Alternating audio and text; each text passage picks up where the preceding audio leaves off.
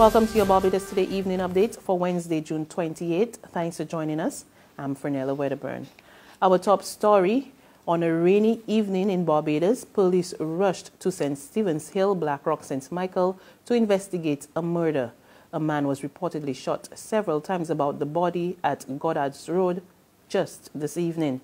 Police Public Relations Officer, Acting Inspector Roland Cobbler, spoke to Barbados Today at the scene. Conducting investigations into the circumstances surrounding the shooting death of a male in his 40s, which occurred sometime after 3 p.m. this afternoon here at Goddard's Road, St. Stephen's Hill, Black Rock in St. Michael. At around 3:40 this afternoon, police received a report of a man being shot at this address, and responding to the report, the lifeless body of the man with multiple gunshot injuries to the body was discovered. Our investigations are continuing. In other news this Wednesday, it's been raining cats and dogs for most of the day as a result of a passing tropical wave. Earlier today, the Barbados Met Office issued a flood warning as heavy showers and isolated thunderstorms affected the island. However, at 6 p.m., the warning was discontinued. Met officials say the island will continue to experience pockets of light to moderate showers, periods of rain and isolated thunderstorms during the first half of the night. There are predictions that government's austerity measures could result in a drastic rise in the number of homeless people on the streets. So warns President of the Barbados Vagrants and Homeless Society, Kima Safri, who estimates that the increase could be as high as 150%. Speaking at a panel discussion on national issues today, hosted by Global Shapers Bridgetown Hub, Safri expressed concern that more women and children could end up living on the streets. I predict, that we're going to hit the 1,000 mark very soon. Because if you do the math till now to the end of the year, and I have 2 to 5. Now, I told my staff to do this for me. There's a public table that we put in the office that we're going to ask the general public of Barbados to come. And they can see anything they want to see on the organization, including daily statistics of how much persons we register on the streets. And do the math to 2 to 5 and add it to the year and see how much homeless person you will get. And I said the more hurtful part is children, youth, like yourself, women, because the men were always there in terms of homelessness, but those 3, which are more vulnerable so than the men, are now becoming homeless because they have people that are actually sleeping on the street that are pregnant. So you're going to have a serious, so I think that the government needs to look at, start enacting certain things before they just come into these policies. How does the vulnerable people survive these new policies? A call for more Barbadians to embrace members of the deaf community. It's coming from Ramat Jean-Pierre, a digital media tutor who just successfully completed the hearing-impaired youth mainstream program at the National Council of Substance Abuse. Under the program, deaf youth were trained in digital media and film.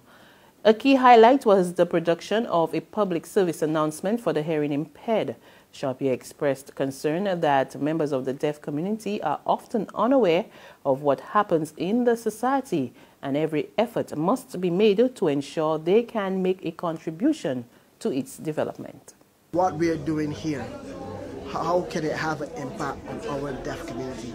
And there's a lot of things that the deaf community doesn't know.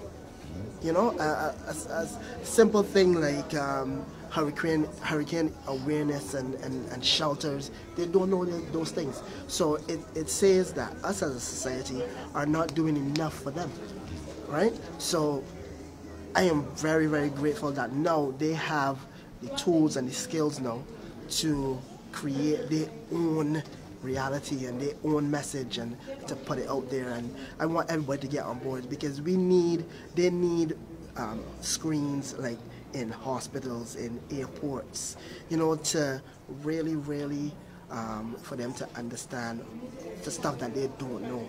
Meanwhile, Minister of Culture and Youth, Stephen Lashley, described the program as a best practice. As this is the very first time in Barbados, or indeed the Caribbean region, that we have seen deaf persons completing a program of training of such magnitude in the digital media and film program. I'm also aware that through an initiative of the Youth Mainstreaming Program and the NCSA, that you form yourself into a company called Broad Street Media, which was quite successfully launched at the recent EMET showcase. We are therefore extremely proud to be seeing the emergence of a new cadre of entrepreneurs in Barbados who are able to tap into not only the mainstream film industry, but also capable of creating niche markets in the population of persons who are living with disabilities. In sports, the world's fastest man, Usain Bolt, delighted fans in Ostrava as he fired to victory in the 100 meters today in a modest 10.6 seconds. The race is his first appearance in Europe as he bids farewell to the track. More than 15,000 people turned out for the event. Bolt admitted he was not happy with the time, but said he's getting in stride. The Jamaican legend will bring down the curtain on his stunning career at World Championships in London in August. There's regional and international news after this short break. Good morning, Phillips & Company, may I help? Oh, certainly. One moment, please. Miss Phillips? Yeah? There's a lady on the line from the Nation newspaper who would like to speak with you.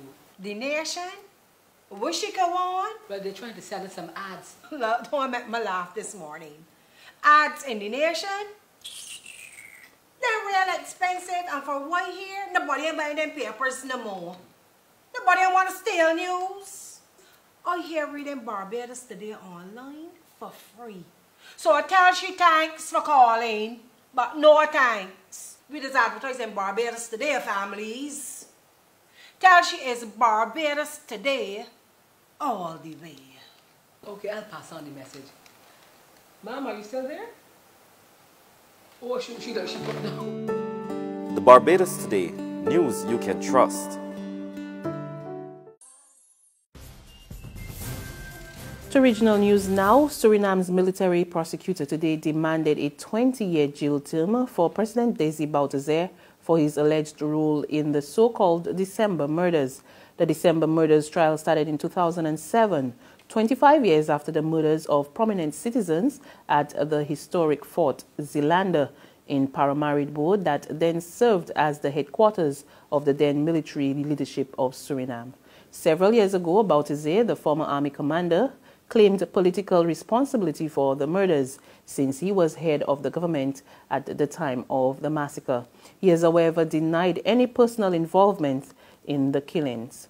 In his presentation to the military court, the prosecutor referred to statements of Union leader Fred Derby, who was the only one of the 16 men who had been arrested and survived the night at Zeelander.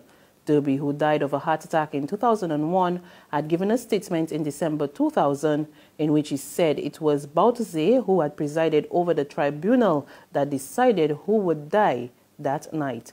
Bouterse's attorney dismissed the prosecutor's demand, saying the case was far from over. He will address the court tomorrow. Further afield in London, almost 3 weeks since they lost their homes and possessions in the tragic Grenfell fire, scores are still waiting to be relocated. Today, residents went one-on-one with Minister of Housing, Alok Sharma, at a heated meeting, and he gave assurances that they will be housed by next week. We are committed to doing everything we can to help every single person who's been affected. And it's not good enough. Actions before words. Absolutely. Just answer her question. We don't need the sympathy. No, well, we don't want the sympathy. Answer her direct question. That's it. Absolutely. That's it. Just answer Victoria. So the direct answer is that what we've committed to is that everyone will be offered housing in the local area. We said within 3 weeks, so that is next Wednesday. No, you said you would house them in 3 weeks. No one's been offered how. People have been offered temporary accommodation. You have different priorities as well. You've got people that have lost everything. You've got people that have been evacuated. There are different priorities. Next door to me, I have people that have lost families, possessions. I've got family that are across the borough, lost family, possessions. It's not good enough. You can't say. Let's come back. You can't say. So what are you, just a minute, what are you guaranteeing will happen within 3 weeks, which gives you 1 more week? So what we're guaranteeing is those people who have had their homes destroyed will be offered accommodation by next Wednesday. And that's news, but for the very latest, visit our website at www.barbadostoday.bb. Also, subscribe to our e-paper, email updates, and like us on Facebook. We're also on Izumi Media in bus terminals or screenplay at supermarkets and gas stations near you. Or you can also tune in to Mix 96.9 FM for the very latest. I'm Fernella Wedderburn. Good evening.